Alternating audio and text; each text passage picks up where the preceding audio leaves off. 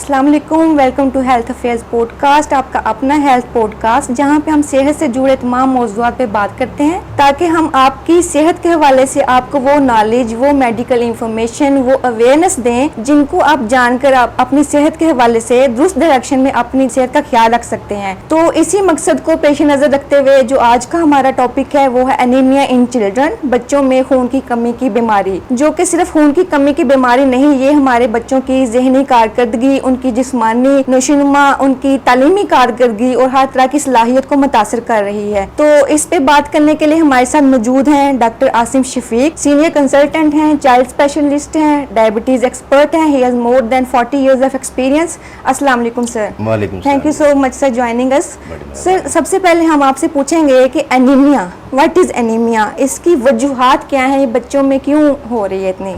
क़ाल rabbi इश्रह ली सदरी वयस्सिर ली अमरी वहलुल उक़दतम मिन लिसानी यफ़क़हू क़ौली। Anaemia जो है खून की कमी को आम अल्फाज में कहा जाता है। बिलखुसूस जो हीमोग्लोबिन की कमी है उस पर हम ये ज़्यादा कंसंट्रेट करते हैं कि जी जो इसमें जिसकी भी हीमोग्लोबिन कम हो हम कहते हैं ये एनीमिक पेशेंट है, ये एनीमिक बच्चा है।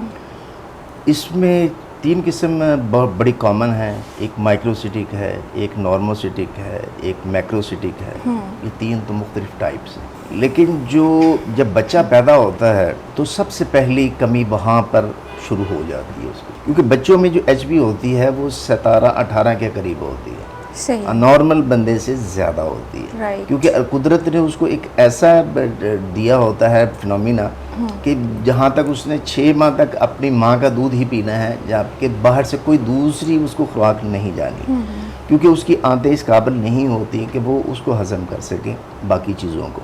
अगर लेंगे तो बच्चे को डेफिनेटली एक फ़र्क पड़ेगा, उसकी आंतों में भी फ़र्क पड़ेगा, बाकी मामलात में फ़र्क पड़ेगा। तो इसलिए एक पहली एहतियात तो ये है।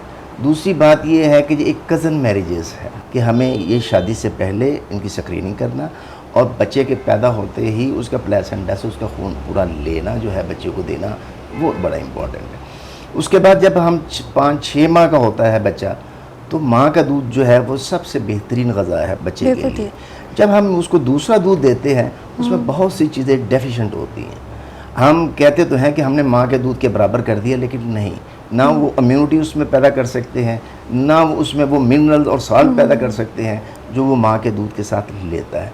और क्योंकि उसका बच्चे का जो फिनोमिना चलता है वो माँ का दूध एक स्टिमुलेंट है उसकी बोन्स के लिए भी, उसकी बाकी चीज़ों के लिए भी, और वहाँ से फिर वो बच्चा स्टिमुलेट करता है जब खून जो है बच्चे में पैदा होना शुरू हो जाता है। तो जब 6 माह का बच्चा होता है, हम सबसे पहले जो गलती वहाँ पर करते हैं वो ये करते हैं कि हम उसको दही तो देते ही देते हैं, लेकिन हम पोटैटो से काम शुरू करते हैं। बिल्कुल ऐसे, ठीक है, हम केले से काम शुरू करते हैं। आयरन ज़रूर देना चाहिए, वो चाहे गोश्त की शक्ल में हो, मटन की शक्ल में हो या बीफ की शक्ल में हो। आप उसको अंडा देंगे, लेकिन अंडा भी कौन सा, देसी देंगे तो ज़्यादा बेहतर है, ताकि उसमें उस बच्चे के अंदर कुछ तो इम्यूनिटी पैदा हो। सर, जिस बच्चे में एनीमिया स्टार्ट होता है तो कैसे इब्तदाई तौर पे पता लगता है, उसकी अलामत क्या ज़ाहिर होती हैं?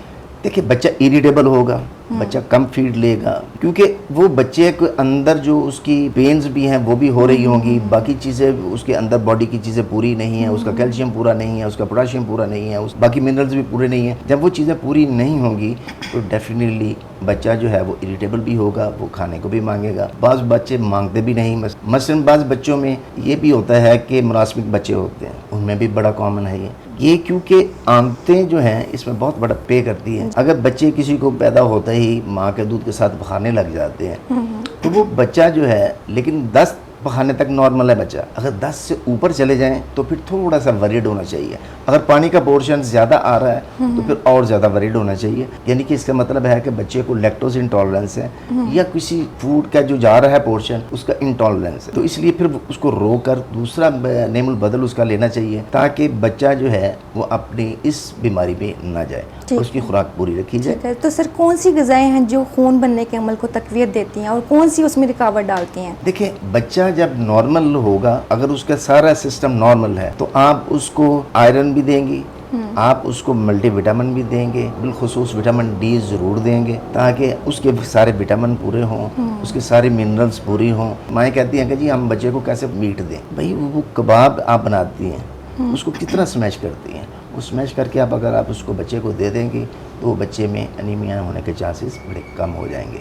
अगर उसकी खुराक में कोई ना कोई, मसलन आजकल फल बहुत कॉमन है जी। और इतने हैं कि सब में ही आयरन है, यानी आप कह लें चेरी है और चुकंदर है, आप आलू बुखारा है, खुबानी है, यानी इन सब में, मैंगो ही ले ले, मैंगो में भी है, यानी इन सारे जितने भी ये फल हैं कुछ ना कुछ पोर्शन जो है वो आयरन मौजूद होता है, मिनरल मौजूद होते हैं जो बच्चे में जाते हैं तो बच्चा जो है उससे अपनी नशोनुमा पाता है। इसके मुकाबले में अगर आप दूसरी खुराक देंगे, उसको सोलांटीज देंगे, बंटीज देंगे, चॉकलेट्स देंगे, बॉटल्स पकड़ा देंगे, तो उसमें क्या मिलेगा बच्चे को? बच्चे को कुछ नहीं मिलेगा, मासवाए मोटापे के। मासवाए आप उसको इतना कार्बोहाइड्रेट दे रहे हैं कि वो उसका जो जिस्म है वो मोटापे की तरफ चला जाएगा, बीमारियों की तरफ चला जाएगा। कल को वो डायबिटिक कैंडिडेट बन रहे हैं। मसला हम ये समझते हैं कि हमारा बच्चा मोटा है तो बड़ा हेल्दी है, बड़ा खुश है, लेकिन नहीं, असल में बात ऐसी नहीं है। जब बच्चा मोटा है तो उसको फिक्र करनी चाहिए कि भाई ये बच्चा अपने वेट से क्यों ज़्यादा है, ये ज़रूर गौर करना चाहिए। बस बच्चे पैदा होते ही कुछ बीमारियां लेके पैदा होते हैं, कुछ को रीनल की बीमारी हो जाती है, किसी को लिवर की डिजीज़ आ जाती है, तो उसमें भी इन्हें एनीमिया हो जाता है। ठीक है सर, जो बच्चे हैं जो माँ का दूध पीते हैं और जो फार्मूला मिल्क पीते हैं, उनमें किस बच्चे में चांसेस हैं एनीमिया होने के? उस बच्चे में जो माँ का दूध नहीं पीता, माँ के दूध के साथ उसको डेफिनेटली स्टिमुलेंट मिलता रहता है और माँ का दूध में अल्लाह पाक ने जो खुराक रखी है वो तो बहुत सर आजकल तो भी बच्चे इधर पैदा होते हैं, नर्सरी में होते हैं, डॉक्टर्स फार्मूला मिल्क लिख देते हैं। नहीं, डॉक्टर नहीं फार्मूला मिल्क लिखते। माएँ ऐसे कहती हैं कि जी फलान डॉक्टर ने हमें दूध ये दिया था तो उससे बच्चा मोटा हुआ था, डॉक्टर साहब आप भी वो दूध लिख दें ताकि हमारा बच्चा मोटा हो। वहाँ डॉक्टर की मजबूरी बन जाती है, वगरना कोई भी पीडियाट्रिशियन ये नहीं चाहता कि माँ अपना दूध ना पिलाए। देखिए कोई भी जानवर, कोई भी मैमल अपने बच्चे को दूध अपना पिलाती है और उसका बच्चा कोई किसी चीज़ की डेफिशिएंसी से नहीं बड़ा होगा। जबकि हमारे यहाँ ये है कि हम कहते हैं कि जी बच्चा मोटा हो और वो मोटापे के लिए हम हर तकोदो करने की कोशिश करते हैं। आज हमारे जो बच्चे हैं, जो हमारी जनरेशन आगे आ रही है, वो बड़ी फ्लफी है, बड़ी अपनी इम्यूनिटी में कमी है, उसमें बहुत सी नई ऐसी बीमारियाँ जो उनमें आ रही हैं, तो इसीलिए आ रही हैं कि उन्हें बीमारी भी जल्द लग जाती है। सर आज से 20, 25, 30 साल के पहले के बच्चे और आज के बच्चे क्या कंपैरिजन है, किन में एनीमिया की ज़्यादा? No comparison at all, no comparison. वो जो बच्चा जो पहले 30 साल पहले पैदा हुआ है उसमें एनीमिया के चांसेस बड़े कम थे। उसकी वजह ये थी कि जब माएँ 5-6 माह का बच्चा होता था ना तो माएँ उसको चूरी खिलाना शुरू कर देती थी। बिल्कुल ठीक है, देसी घी की, ये वलैती घी की नहीं, जो ऑयल की इसकी नहीं, या उसको कुछ ना कुछ ऐसा देती थी जिससे बच्चे को तकवीयत पहुंचे। अंडा खिलाती थी और अंडा भी देसी खिलाती थी। अब ये जो एक फ़र्क है ये बहुत बड़ा फ़र्क है। अब वो जैसे ही बच्चा 6 माह का होता था तो वो फिर क्या करती थी, माँ का अगर दूध पूरा नहीं हो रहा तो फिर वो ज़्यादा कोशिश ये करती थी माँ का दूध पिए साथ में खुराक ले, ठोस गुज़ा। अब वो जब ठोस गुज़ा लेता था बच्चा तो बच्चा ठीक रहता था। अब ये होता है कि जी वो ठोस गुज़ा की जगह पे हमने क्या किया, हमने सेरेलैक पकड़ा दिया, हमने जनाब उसको सोलांटीज पकड़ा दी, चिप्स पकड़ा दी, प्रोसेस्ड फूड, यानी हमने प्रोसेस्ड फूड जितने भी हैं हमने उस पर ट्राई किए। और जब उस पर ट्राई किए तो एनीमिया नहीं होगा तो क्या होगा, क्योंकि उसमें तो चीज़ है ही नहीं जो बच्चे को पूरी करे। यानी कि सारा ये मामला जो है लाइफस्टाइल चेंज का है, डाइटरी हैबिट्स चेंज हो गई हैं हमारी, खाने की जो आदत है हमारी उस पर वापस आने का, कि जितनी आप अपने नेचर के पास आएंगी उतना ही आप अपना बच्चे को ज़्यादा अच्छे नशोनुमा कर सकें। सर अक्सर देखा जाता है लंच बॉक्स बेचती हैं माएँ, उनमें पोटैटोज, चिप्स होती हैं, ये सारी कार्बोहाइड्रेट्स वाली चीज़ें, सर कोल्ड ड्रिंक दे दिया, कस्टर्ड दे दिया, कोई भी उसमें आयरन वाली चीज़ जो है ना वो नहीं होती। यही एक जो है कह लें कि हमारे लिए अफसोस का मुकाम। जब मैं स्कूल जाता था तो मेरी माँ देसी घी का पराठा बना के उसमें कभी एक दिन जनाब कोई चीज़ डाल दी उसमें, कभी दूसरे दिन कोई चीज़ डाल दी, लेकिन कुछ ना कुछ ज़रूर ऐसा होता था कि जिससे मेरा पेट भर जाता था। यानी आज की माँ जो है वो प्रोसेस फूड पर अपनी ईज़ के लिए बच्चे को जो है एनीमिक करना पसंद करती है। ये एक बहुत बड़ा डिसएडवांटेज है। हालांकि पढ़ने लिखने का मकसद ये है कि आप अपने बच्चे को जब आप खुद देख रही हैं, खुद उसको फीड कर रही हैं, तो डेफिनेटली आपके बच्चा जब आपका खुद दूध पीता है तो आपकी उसकी एफिलिएशन कितनी बढ़ती है, आपकी उसकी मानता कितनी बढ़ती जी, है जी। और बच्चे का आपके साथ लिंक कैसे बढ़ता है। ये एक आज बच्चा क्यों माँ से अलग है, बिल्कुल सही। कभी सोचा है? क्यों बच्चा को ये बीमारियां लगती हैं, कभी सोचा है? ये सारी वजह इसी वजह से। उसमें विटामिन की भी कमी होगी, उसमें एनीमिया भी आएगा, उसमें बाकी चीज़ों की भी डेफिशिएंसी आएगी। डेफिनेटली इन डेफिशिएंसियों की वजह से बच्चा जो है वो मजीद बीमारियों का शिकार होता माओं को अवेयर होने की बहुत बहुत ज़रूरत ज़्यादा है। ज़रूरत, बहुत ज़्यादा ज़रूरत। तो सर थैलेसीमिया और एनीमिया दोनों में क्या फ़र्क है, इनके इलामात में और इनके ट्रीटमेंट में? थैलासीमिया जो है ये एक ऐसी बीमारी है कि जिसमें आपकी जिस्म के अंदर खून की नालियों में खून तो बनता है, लेकिन आपका जो इम्यून सिस्टम है वही उसके खिलाफ हो जाता है। ऑटो इम्यून डिजीज़ है ये आपका खून का अपना सिस्टम, जी जी। जो मसलन ये है कि जो जहाँ फिल्ट्रेशन होती है, स्प्लीन है वो उसको मार देगी, जो जिगर है वो उस पर थोड़ा सा अपना असर दिखाएगा। इसलिए वो बीमारी और anaemia hell of difference. Thalassaemia is a congenital disease. अक्सर इनको ब्रैकेटेड समझा जाता है कि नहीं नहीं same नहीं है नहीं ये। नहीं नहीं, ये सेम नहीं है। ये आप थैलेसीमिया से बचा जा सकता है, अनीमिया से भी बचा जा सकता है अगर आप पहले अपनी स्क्रीनिंग करा लें, थैलेसीमिक ट्रेड अपना देख लें कि भाई आपका और आपकी बीवी की, होने वाली बीवी का कहीं मैच तो नहीं कर रहा। अगर मैच कर रहा है तो प्लीज़ उसको शादी को रोक लें, तो ज़्यादा बेहतर है कि चीज़ जाए कि शादी के बाद आप ये रोएं कि जी अब हमारे बच्चे नहीं हुए। जेनेटिकली ट्रांसफर होता ये है। जेनेटिकली है। तो सर इसलिए एनीमिया एनीमिया जेनेटिकली ट्रांसफर नहीं होता। एनीमिया किसी न किसी वजह से ही होता है और बिलखुसूस ज़्यादा आयरन की डेफिशिएंसी से होता है या फोलिक एसिड की डेफिशिएंसी से होता है, लीवर की बीमारी से होता है, गुर्दों की बीमारी से होता है, आंतों की बीमारियों से होता है। ठीक है। तो सर इनिशियली हमने जानना हो कि किसी को एनीमिया है या थैलेसीमिया है, कौन से टेस्ट करवाए जा सकते हैं तशखीस के लिए? देखिए जो एनीमिया है उसके लिए तो सिंपल एक सीबीसी का टेस्ट है। HB से पता लग जाता है? बिल्कुल सीबीसी से पता चल जाता है कि भाई इसका कौन सी टाइप का एनीमिया है और कैसा एनीमिया है। ठीक है। जहाँ तक थैलेसीमिक ट्रेड का ताल्लुक है उसके लिए फिर हमें एक बड़ा स्पेशल टेस्ट करवाना पड़ता है, वो अल्फा फीटोप्रोटीन का टेस्ट कराना पड़ता है ताकि वो देखा जा सके कि भाई वो जो है वहाँ ख़राबी कितनी है। वो फिर हमें बता देता है कि जी ये इस बच्चे को ये थैलेसीमिक ट्रेड में है, लिहाजा इसको इसके हिसाब से डील किया जाए, जो अनीमिया है उसको उसके हिसाब से डील किया जाए। यानी ये सर हम जब अपने CBC करवाते हैं, HB समटाइम आपका लो आता है, तो क्या वो एनीमिया की ही डिजीज होती है?